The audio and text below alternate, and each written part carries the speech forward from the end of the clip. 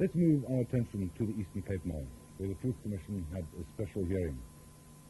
It was September 1992. Negotiations between the ruling National Party and the ANC were fully underway. Two homelands, Transkei and Venda, sided with the ANC, but Ciskei and Bophuthatswana were digging in their heels. In protest against Ciskei leader Brigadier Oupa Gqozo's continued dictatorship, the ANC planned to march on Bisho on the 7th of September. They wanted to occupy Bishu for a day. Gqozo was determined to stop them. Jann Turner tries to separate fact from fiction. Goeienaand. Vanaand se nuus. Talle mense is dood in 'n bloedige botsing tussen die Ciskei weermag en oprukkende ANC-ondersteuners. Bangaphezu kwamashumi amabili abantu abadutshulwe bafa emkhankasweni kakhukhulela ngoqo we-ANC laphana eCiskei.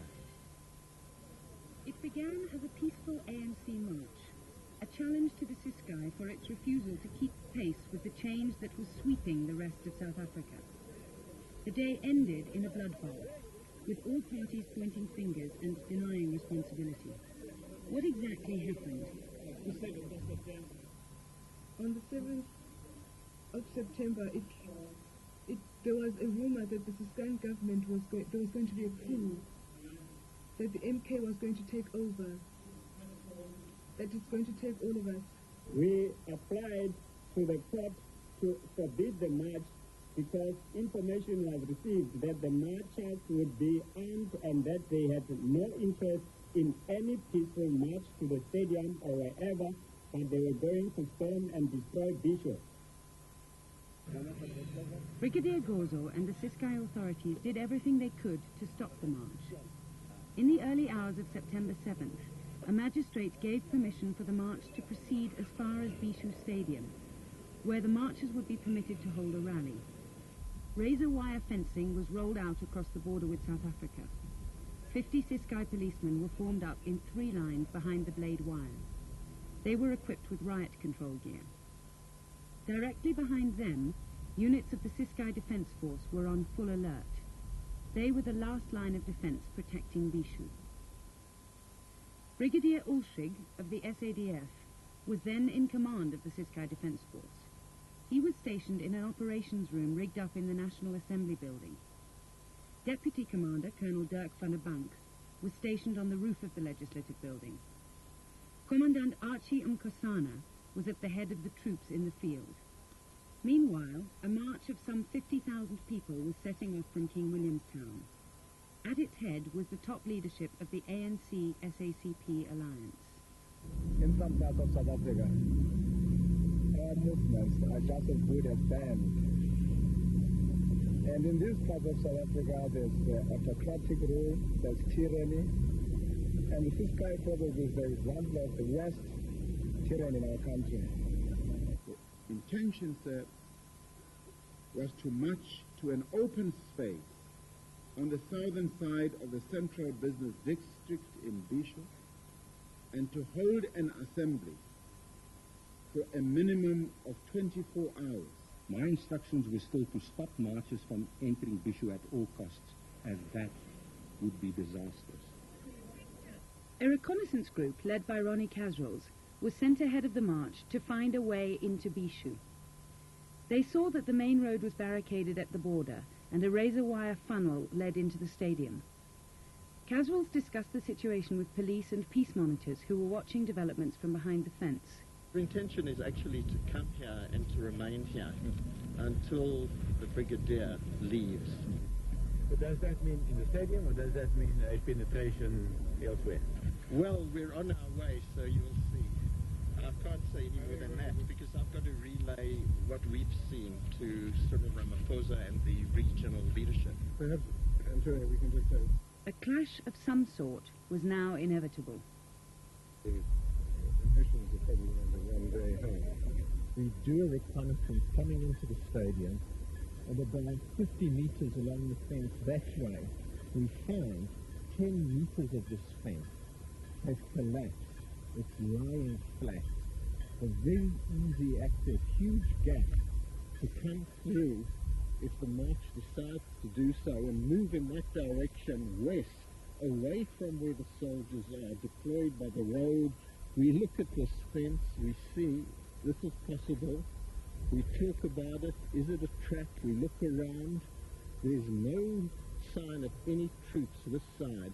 What we then do is we proceed back in this bakkie, back to the march. That's now 10 minutes down the road.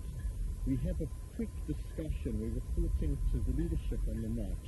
We tell them what we've seen, we explain the possibility, and the decision is then taken. We'll take this route, this is the way to go into Bishu. But you were going to do that although you knew that was restricted by the order. Oh, of course, I mean that's clear. Shortly after 1 o'clock, the main march, led by Ramaphosa, arrived at the razor wire fence. Meanwhile, in defiance of the magistrate's ruling that the marchers should remain in the stadium, Chris Harney and Ronnie Casriels split off, leading a small group that was to spearhead the move into Bishu city centre. Jan, we come running through the gap in the fence. We come running for 50, 60 yards. 100 or 200 people behind me, many more following. We come to a situation about here at the telecommunications centre. Lots of soldiers lined up there. I heard the field commander reporting to Colonel van der Bank with great concern that his position was under attack or under fire. I cannot recall his exact words. He further reported that his position was being approached at speed. He sought advice from Colonel van der Bank and asked whether he should open fire. Colonel van der Bank instructed him to hold fire and inquired from me whether I had monitored this transmission, which I confirmed. Colonel van der Bank then inquired whether the field commander could open fire. I instructed him to confirm that the field commander was being fired upon. I thought these were members of the MK because it was said that they were going to attack. Upon confirmation by Colonel van der Bank that the crowd was firing at the field commander's troops and was storming their position, I confirmed that the troops were authorized to fire, meaning those troops who were in immediate danger. It was me who was there. I gave Major Mbini an order that make a single fire at the people who were coming towards you. And suddenly, at about this point, 50, 60 yards out, the shooting starts. Instinctively, we all duck and we dive for Mother Earth. We lie there, and it's an interminable time. It seemed like 10, 20 minutes. It turned out to be in 1 minute, 90 seconds or so. The minute passes, there's silence, few heads start looking up, 10 seconds go by, and then bang, bang, bang, bang, bang, another 30, 40, 50 seconds of intense fire. It stops. In terms of that period, though, we hear some whirring noises, and I realize they're launching grenades at us. 3, 4 explosions take place, and I think, goodness, they really are insane. As things happened at that place, there was a shot presumably fired from the crowd, and there was no time for warning or anything, but that is all I'm prepared to say. After the incident, only one 9mm pistol with 2 still full magazines was found in the vicinity of the shooting. According to the police memorandum, not one shot was fired by the crowd. When at last the shooting stopped, 29 men and women did not get up. These are the names of the dead. The questions unanswered for 4 years now are, why did the different actors act as they did, and who is really to blame? Crucial to any understanding of the Bisho massacre is the one man who did not come to the Truth Commission this week, Brigadier Oupa Gqozo. At the time of the Bishu march, he had been the military dictator of the Ciskei for 5 months and had already survived 1 coup attempt. As for anybody else contemplating plotting against us, they should realize that we will always remain ahead of them and will respond with severity. But what lay behind his strong-arm tactics, and where was his power base? Oupa Gqozo came to being and got created by nobody else but by the South African Defence Force, a military intelligence undercover operation that fed him information that made him more paranoid than he normally is or was. I mean, the man is now so sick mentally that he can't even come and give evidence. International researchers came to being around about August of 1990. And this became Gqozo's sole information gathering center on a covert way. It was always denied that any of these individuals had link with the SADF, and it's still denied. But Jann Turner sued the SADF for compensation, and his court records spell out that all the time. He was a member of the SADF, and this was an undercover operation to fight the enemy, that military intelligence at that stage deemed to be the major problem, the returned exiles, the militants in the form of Hani and Holomisa. He wanted to listen to international researchers, what they managed to gather by tapping phones, by recruiting covert sources, you know, second-hand, and pumping in. The ANC has got these actions planned against you. There's going to be another coup. It was a standard joke every Friday. Who's on standby in the Ciskei Defence Force? Because they are coming. You know, they. Either the Transkei or the ANC or some disgruntled, dissatisfied individual is going to pull a coup against Gqozo. The atmosphere in Bishu by the time of the march was, by all accounts, one of heightened suspicion and paranoia. It was Oupa Gqozo who took the decision to stop the demonstration at all costs.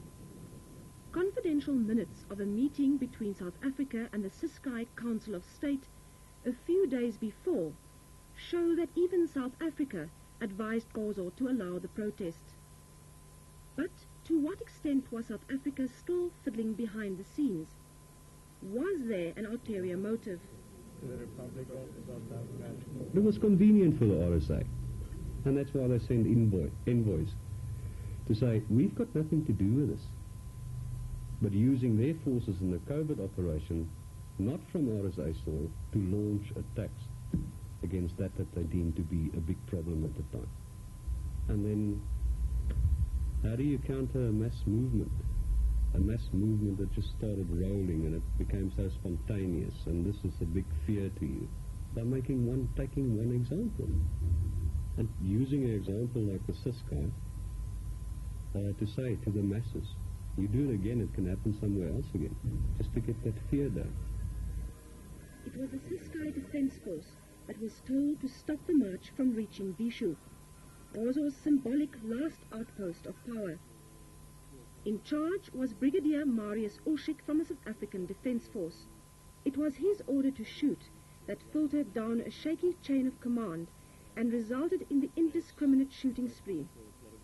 He says he was simply a soldier following orders under difficult conditions with an undisciplined army.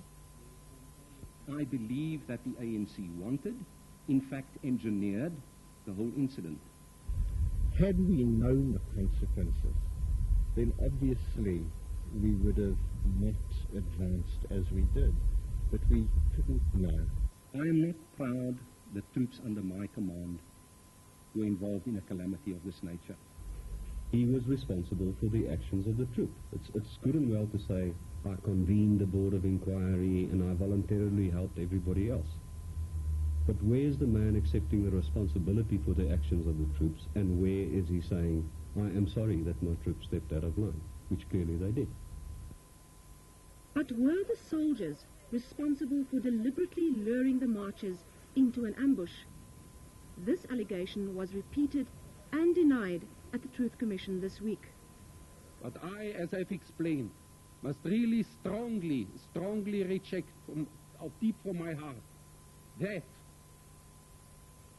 this issue was a set-up ambush, because that means that we, not only the soldiers sitting here, all soldiers who are from your community, who are related to you, who are part of this region, are just happy killers who waited for the kill to destroy. And that is wrong. That is wrong. From my point of view, and for the soldiers of the Ciskei Defense Force, I can speak. I say we are sorry. I say the burden of the Bishu massacre will be on our shoulders for the rest of our lives. We cannot wish it away, it happened. But please, I ask specific the victims not to forget, I cannot ask this, but to forgive us, to get the soldiers back into the community, to accept them fully, to try to understand also under the pressure they were then. This is all I can do. I'm sorry. That is my plea to you, through the commission. Sorry that I always spoke to things, but it is through the commission. And as I say, I request the commission, I think on behalf of the soldiers of the Ciskei Defense Force, that Brigadier Gqozo will stand here and answer for what he has ordered on the 7th of September.